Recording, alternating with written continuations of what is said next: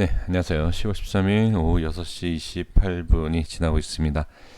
HLB 관련된 종목과 그 외 종목들 여기 목록에 있는 관심 종목에 있는 이 내용을 좀 빠르게 한번 전체적으로 확인을 해 보도록 하겠습니다.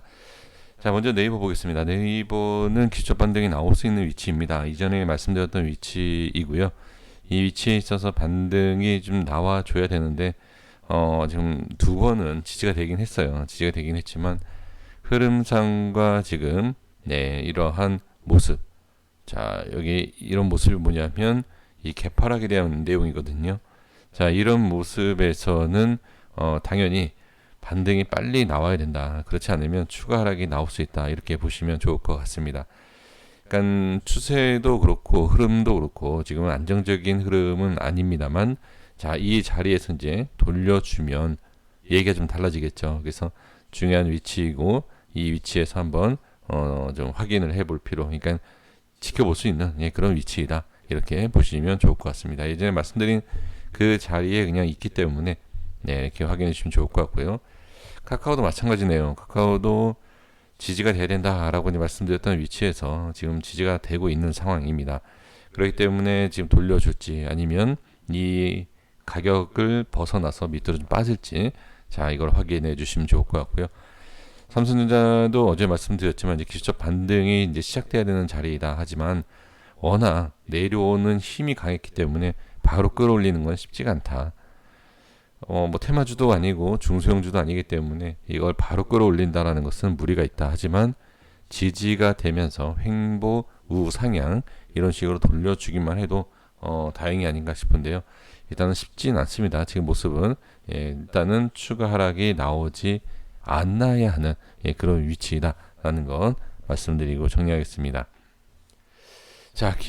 기아하고 지금 자동차 관련주가 상당히 좀 완성차도 그렇지만 부품주도 그렇고 자동차 관련주가 상당히 좀 좋은 모습이 보여지고 있죠. 그래서 지금 어느 정도 지금 반등 좀 돌려주는 그런 모습이 있는데 가장 중요한 것은 과연 이걸 완벽하게 돌려줄 수 있느냐 이걸 보셔야 됩니다. 그래서 기아도 그렇고 현대도 그렇고요. 이 위쪽에 대한 저항이 상당히 좀 있기 때문에 확실히 이렇게 돌려줄지 지켜보시면 좋을 것 같습니다.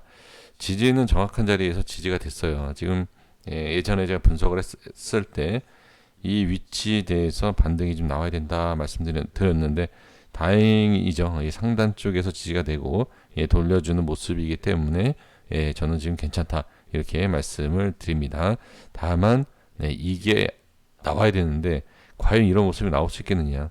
여기에서 저항이 생기면 다시 또 이제 우하향으로 빠지는 모습이 나올 수 있다.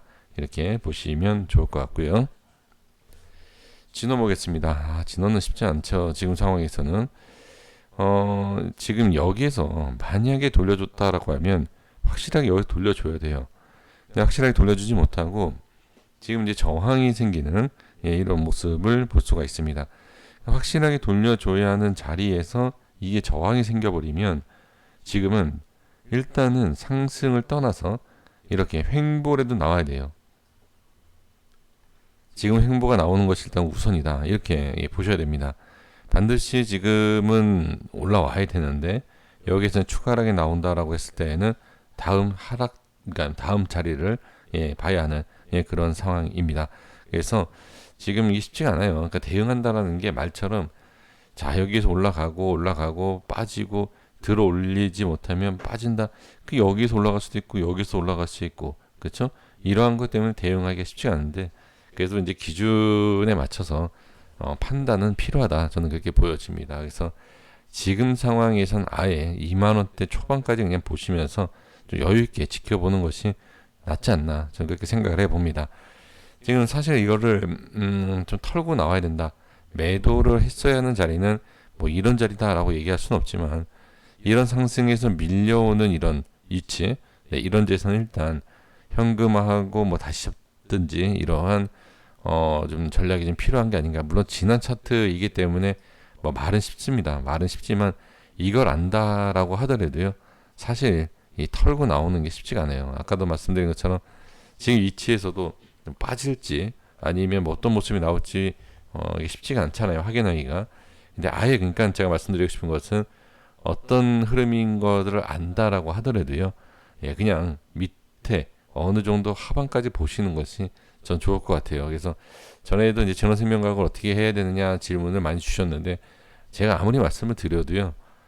어, 저도 사람이잖아요. 제가 신이 아니잖아요. 그러니까 사람이기 때문에 제가 말씀드린 데는 어차피 못 하십니다. 그래서 제가 항상 말씀드리는 게 심리적으로 버틸 수 있을 그 위치까지 한번 버텨보십시오. 이런 말씀을 드리는데 진원생명과학은 지금 밀리게 되면 2만 원대까지 2만 원 초반까지 이렇게 보시는 것이 좋을 것 같고요.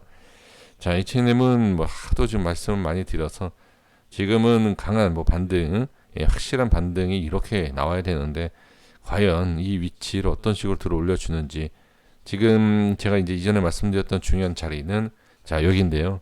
일단 밀렸죠. 밀리고 그리고 저항이 생겨 다시 밀리고 저항이 생기는지 아니면 돌파를 산책하는지 이 모습만 확인하시면 좋을 것 같습니다. 자, 엑스바이오도 지금 지지는 잘 되고 있어요. 지지는 잘 되고 있지만 역시 이제 반등에 대한 저항과 다시 제자리로 내려오는 이런 모습에 있습니다. 그래서 위치상으로 봤을 때는 뭐 지금 와서는 뭐 제자리이기 때문에 뭐 이런 자리도 아니고요. 그렇죠?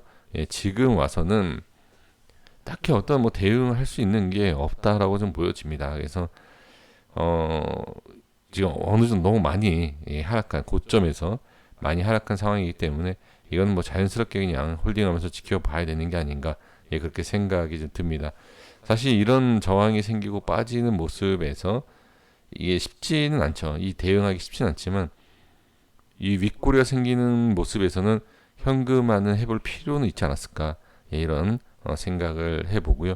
현금화는 사실 어떻게 보면 가장 이상적인 것은 여기에서 돌파 못하고 빠지는 자리 이런 데서 이제 현금화를 했었어야 되지 않나 이렇게 말씀을 드려봅니다. 그래서 지금 현재 모습은 그냥 지켜봐야 돼요.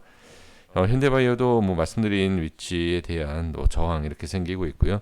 저항 생긴 이후에 조정이 나오는데 지금도 마찬가지예요. 이렇게 이 위치 바로 상승 이것도 말씀드린 내용이지만 바로 상승하는 것보다는 좀 다시 한번 저항 생기고 자리 잡고 올리는 게 훨씬 좋다 유리하다 이렇게 봐야 됩니다. 신풍제약도 마찬가지고요. 이건 다 이미 말씀드린 내용이니까 자 자리를 잡아야 돼요. 네, 이렇게 바로 올리는 것보다는 자리를 잡아야 된다. 이렇게 보시는 게 중요하고요. 오랜만에 HL 파워 볼까요? 파워는 자리를 계속 유지는 하고 있습니다. 나쁘지 않아요. 저는 제가 봤을 땐 이 파워는 괜찮은 것 같아요. 흐름상.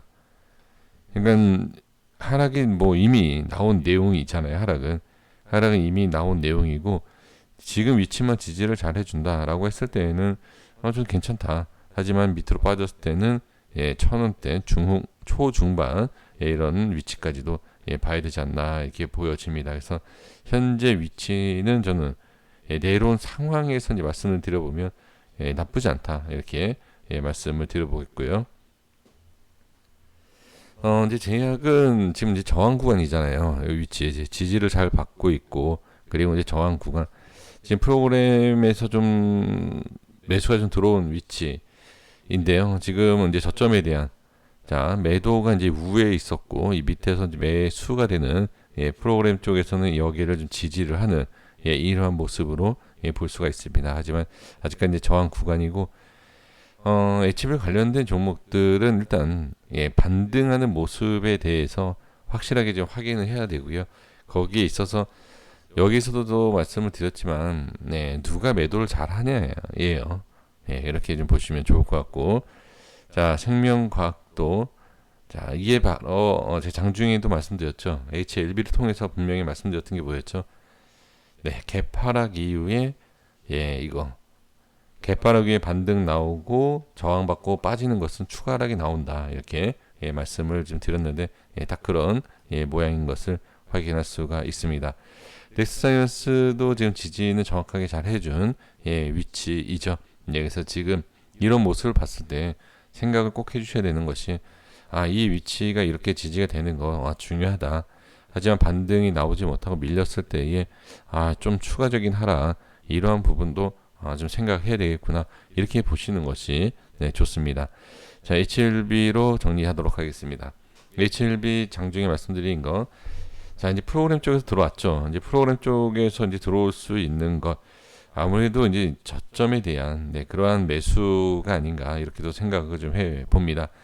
그래서 지금 전에도 여기서 말씀드렸지만 HLB가 들어온다.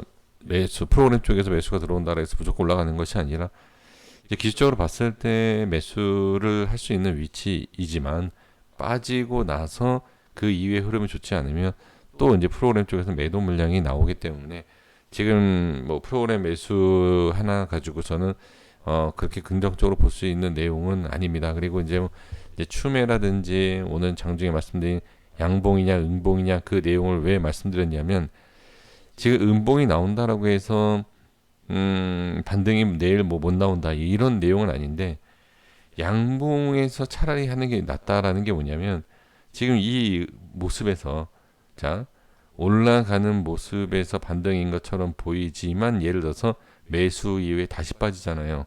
그러면 뭐 한다? 손실만 더 커지는 상황이에요. 그래서 확실하게 중요한 자리를 안착하고 나서 빠지면 안착하고 나서 빠질 당시에 그러니까 내일이든 언제든 만약에 빠진다면요. 근데 지금 그 모양은 아니지 않았습니까? 양봉이 만들고 이건 상당히 중요한 기술적인 내용인데 매수를 하더라도 지지가 되는 위치에서 매수를 하고 이탈된다라고 하면 정리하면 마이너스 1에서 2% 정도지만 그게 아니라 올라오는 것처럼 보이고 매수 종가상도 밀리면 마이너스 5%에다가 추가락이면 마이너스 7에서 8% 대응하면 이런 식인 거죠. 어마어마한 차이가 나는 거죠. 그래서 매수를 하더라도 빠질 때 매수하는 것도 중요하지만 위치상에 따라서 양봉에서 매수를 해야 되는 이유가 있어요. 그래서 제가 이제 장중에 양봉을 확인하는 것이 좋다. 매수하시려면 이런 말씀을 드렸는데요. 뭐 지금 상황에서 내일 뭐 반등이 나온다라고 하면 반등 나오고 나서도 매수 한번 생각을 해 보시는 것이 좋지 않을까 싶습니다. 근데 저는 권해드리고 싶지 않아요. 추매는 저는 개인적으로 어제도 말씀드린 내용이 뭐였죠? 비중, 현금 비중과 어디에서 얼만큼을 1차 매수하셨느냐 이걸 알아야 돼요. 이거를 알면 제가 좀 추매에 대해서 좀 말씀을 좀 드리고 싶은데 지금 뭐 각자 다르신 상황이기 때문에 추매를 잘못 얘기하면 이런 경우가 분명히 나옵니다. 아니다라고 하겠지만 분명히 이런 경우가 나와요. 어떤 내용이냐면 여기에서 90% 매수하고 10% 현금인데 제가 이런 자리에서 매수해도 됩니다라고 말씀드리면 그 자리가 그 자리예요. 이건 의미가 없어요. 야, 네가 저 추미하라 그러지 않았느냐? 이거는 의미 없습니다. 그래서 지금 상황에서는 저는 꼭 비중 때문에 그런 건 아니고요. 위치상도 추매 자리가 아니에요. 여기는 확인 자리예요. 확인 자리. 이 자리는요. 계속 제가 말씀드리지만 확실하게 이게 반등이 나올 수 있다라는 확실성, 정말 어떤 근거, 뭐 세력이다, 아니면 뭐 정말 자신 있다, 아니면 안 올라가도 상관없다라고 하시는 분들 있잖아요. 뭐 어떻게 알아? 알겠어. 그래도 난 그냥 할래라고 하시는 분들, 그런 분들이 매수를 하는 거예요. 이런 자리는 참 애매한 자리다 이렇게 보시면 됩니다. 그래서 올라가도 내려가도 여기는 좀 확실성 있는 자리가 아니다. 그러니까 많이 비중도 이미 위에서 많이 실어놓은 상태이기 때문에 그나마 평단가를 낮추기 위해서는 현금이 없다라고 하면 빠질 것을 차라리 보고요. 밑에서 매수하는 게 낫다. 그래서 지금은 추매는 여기도 아니고요. 여기도 아니에요. 저는 개인적으로는 아닙니다. 여기는 이렇게 좀 그러니까 이건 개별적인 판단이고요. 저는 그렇다는 제가 지금 예를 들어서 55,000을 위에서 매수했다. 1차를. 그래 비중이 좀 있다. 그러면 절대 여기서 매수 안 합니다. 저는. 저는 안 할 것 같아요. 그러니까 이건 제 개인적인 얘기고요. 반등이 나오면 후회하지 마시고요. 개별적으로 판단하셔서 매수를 하시면 됩니다. 근데 저는 어떤 내용이죠? 저는 이걸 뚫고 올라갈 거다라고 확신이 지금 없어요.